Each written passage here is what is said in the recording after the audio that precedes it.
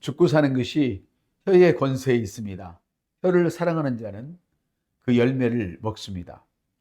혀는 단순히 음식물을 씹고 삼키는 역할을 넘어서 말하는 데 중요한 역할뿐만 아니라 혀의 움직임과 혀의 위치가 발음과 발성에 직접적인 영향을 미칩니다.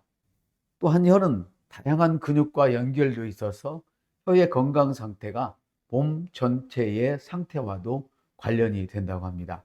예를 들어서 혀가 긴장하면 호흡이 얕아지고 발음이 불명확해집니다. 성경에서 혀와 말의 중요성에 대해서 여러 번 언급하고 있는데 잠언 15장 1절에는 유순한 대답은 분노를 쉬게 하여도 과격한 말은 노를 격동한다고 말씀합니다. 그러니까 부드러운 말이 사람들 간의 관계를 좋게 만들 수 있음을 강조하는 것이죠. 성경에서 말씀하시는 건강한 혈안 어떤 것일까요? 건강한 혈안, 치유와 생명을 말하는 혀입니다. 건강한 혈안, 자신의 말이 복음에 예비되어 있는 것과 일치하는 말을 하는 것입니다. 혀에는 놀라운 능력이 있는데 선포하는 대로 나타나게 하는 능력입니다. 부정적인 것을 선포하면 부정적인 모습으로 나타납니다. 긍정적인 선포를 하면 긍정적인 모습이 나타납니다. 혀는 말을 만들어내는 몸의 기관 중에 하나입니다. 그래서 이 혀가 잘못 움직이면 영을 상하게 하여 건강과 삶을 찌들어지기도 하고 복음을 선포함으로써 영을 건강하게 하여서 건강하고 풍성한 삶을 살게 하기도 합니다. 성경은 말씀하시기를 죽는 것과 사는 것이 혀의 권세에 있다. 혀를 사랑하는 자는 그 열매를 먹는다고 말씀하시죠. 만일 혀를 마음대로 할 수 있다면 자신의 몸을 자기 마음대로 조절할 수 있습니다. 우리 모두는 많은 일에 실수를 하지만 만일 말에 실수가 없는 사람이 있다면 그 사람은 온전한 사람이며 몸도 제할 수 있다고 성경은 말씀합니다. 하나님과 같은 말, 즉 건전한 말을 하면 하나님의 생명이 들어옵니다.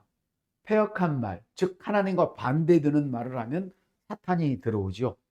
그래서 잠언 15장 4절에는 건강한 혀는 생명나무이지만 그 안에 패역함은 영 안의 틈이라고 말씀합니다. 여기서 건강이란 말은 건전한 말이라는 뜻인데요.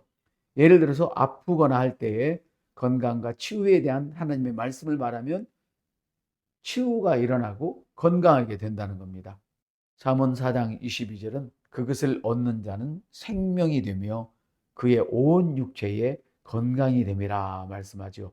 혀는 하나님의 말씀으로 충만할 때 치유하는 능력이 있고 약효가 있습니다. 복음에 예비되어 있는 것과 일치하지 않은 것을 말하는 것은 패역한 것입니다. 그래서 자신의 영을 상하게 하고 결함이 있게 합니다. 그리고 그것이 육체에 서서히 나타나게 되는 것입니다. 그래서 부정적인 말을 하면 절대 안 되는 것입니다. 많은 사람들의 경우 몸에서 겪는 질병이 그들의 마음에서부터 시작된 것이라고 합니다. 그러므로 당신은 의식적으로 복음과 같은 말을 하도록 혀를 길들여야 합니다. 혀를 길들이는 훈련은 담대하게 하나님의 말씀을 말하는 것으로부터 시작됩니다. 당신의 삶에서 하나님의 말씀이 충분히 나타나도록 허락해 주십시오. 복된 하나님의 말씀을 당신의 입술로 말하십시오. 하나님의 말씀을 사와여 당신의 건강과 재정과 축복을 결정하십시오.